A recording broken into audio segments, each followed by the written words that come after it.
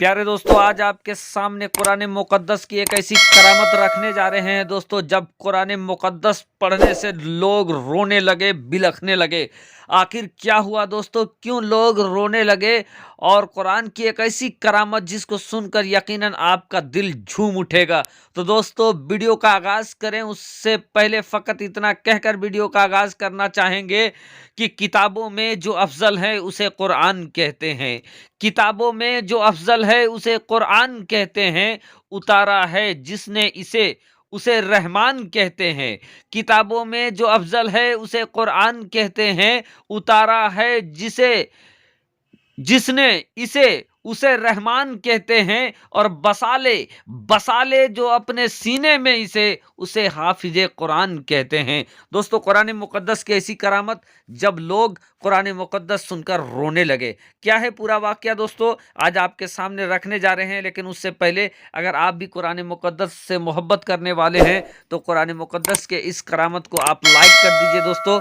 और चैनल को अगर अभी तक सब्सक्राइब नहीं किया है तो चैनल को कर लीजिए सब्सक्राइब। रब की बारगाह में दुआ करते हैं कि अल्लाह, जितने लोग इस वीडियो को लाइक कर रहे हैं, चैनल को सब्सक्राइब कर रहे हैं, या अल्लाह तू उनके घरों में हाफिज कुरान पैदा कर। या अल्लाह तू उन्हें कुरान पढ़ने की, कुरान सुनने की तौफीक अता फरमा। प्यारे दोस्तों, कुरान मुकद्दस वो अल्लाह का कलाम जिसको पढ़ना सवाब, जिसको सुनना सवाब, जिसको देखना सवाब। आज उसी कुरान मुकद्दस की एक ऐसी करामत आपके सामने रखने जा रहे हैं दोस्तों, जो यकीनन बहुत कम लोगों ने सुना है। और ये करामत दोस्तों कारी अब्दुल बासित मिस्री से जुड़ा हुआ है। वो मिस्र का रहने वाला कारी अब्दुल बासित, जिसकी तिलावत को सुनकर मुसलमान झूम उठते थे। वो कारी कुरान जब कुरान मुकद्दस पढ़ता तो लोगों के दिलों को मोम कर देता। दोस्तों, एक बार का वाकया है कि कारी अब्दुल बासित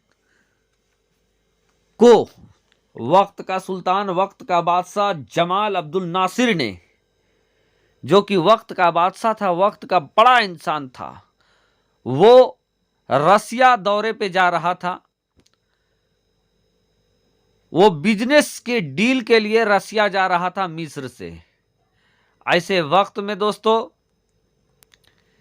मिस्र का वो बादशाह जमाल अब्दुल नासिर कारी अब्दुल बासित को कहता है कि मैं मिस्र जा रहा हूं, आप भी मेरे साथ चलिए। अब वक्त का बादशाह ने, वक्त के बड़े शख्स ने जब कारी अब्दुल बासित से कहा कि आप मेरे साथ मेहमान बनकर चलें मिस्र रसिया, तो कारी अब्दुल बासित भी खुश हो गए कि वक्त का सुल्तान हमें अपने साथ मेहमान बनाकर दूसरा मुल्क ले जा रहा है, रसिया ले जा रहा है। तो क्या होता है दोस्तों, कारी अब्दुल बासित भी जमाल अब्दुल नासिर के साथ मिस्र से रसिया चले जाते हैं, रूस चले जाते हैं। दोस्तों, जमाल अब्दुल नासिर मिस्र से रसिया बिजनेस डील के लिए आए थे, यानी तिजारत, व्यापार के लिए आए थे। उसी पर बात करने के लिए, उसी पर मीटिंग करने के लिए आप लोगों ने देखा होगा कि बड़े बड़े लोग एक शहर से या एक देश से दूसरे देश जाते हैं अपने बिजनेस को लेकर बातें करने। इसी तरीके से मिस्र से जमाल अब्दुल नासिर कारी अब्दुल बासित के साथ रसिया पहुंच गया। जिस वक्त ये लोग पहुंचे थे दोस्तों, उस वक्त रसिया का आलम यह था कि रसिया के लोग किसी भी मजहब, किसी भी धर्म को नहीं मानते थे, बल्कि वो लोग नास्तिक थे। ऐसे में जमाल अब्दुल नासिर के साथ कारी अब्दुल बासित वहां पर पहुंचते हैं।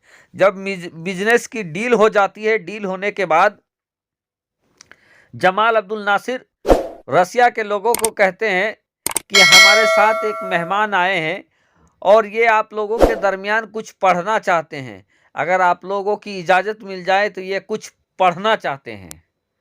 रसिया के लोगों ने अपनी ज़बान में कहा कि इसमें कोई बुरी बात नहीं, अगर ये पढ़ना चाहते हैं तो पढ़ें, हम लोगों का कोई एतराज़ नहीं है। जब रसिया के लोगों ने कहा कि हम लोगों को एतराज़ नहीं है, तो जमाल अब्दुल नासिर ने कारी बासित को इशारा किया कि आप पढ़ना शुरू कर दें।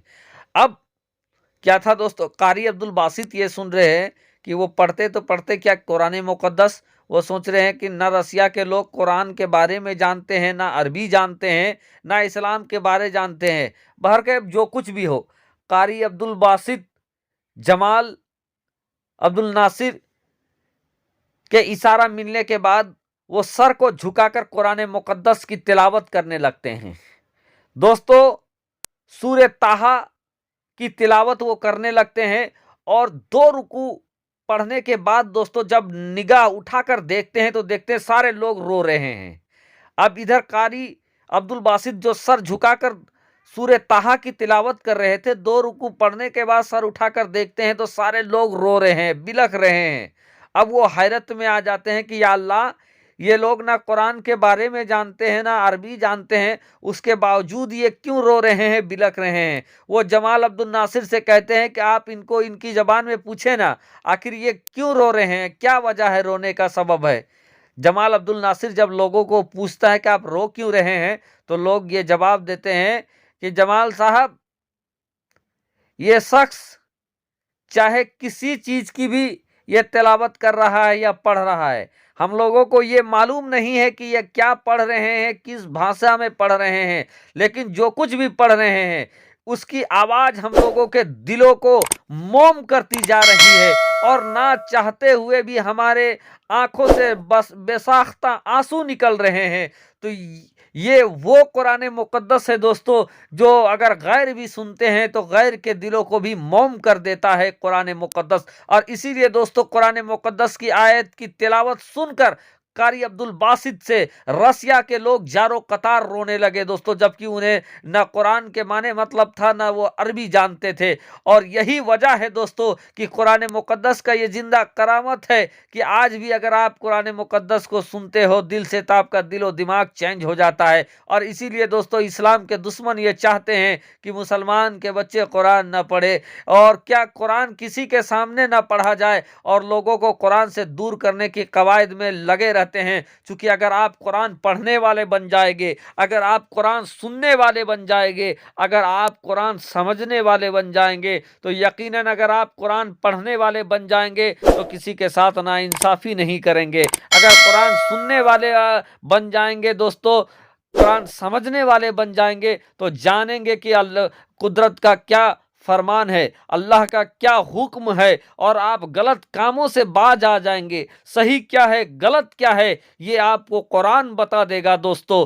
तो इसी वास्ते इस्लाम के दुश्मन ये डरते हैं कि लोग कुरान के पास ना जाएं, कुरान को पढ़े नहीं, कुरान से दूर हो जाएं। बहरकैफ दोस्तों, कुरान का वो करामत जो कारी बासित के साथ हुई दोस्तों, जब कारी बासित ने पढ़ा तो रसिया के वो नास्तिक लोग भी जारो कतार फूट फूट कर रोने लगे।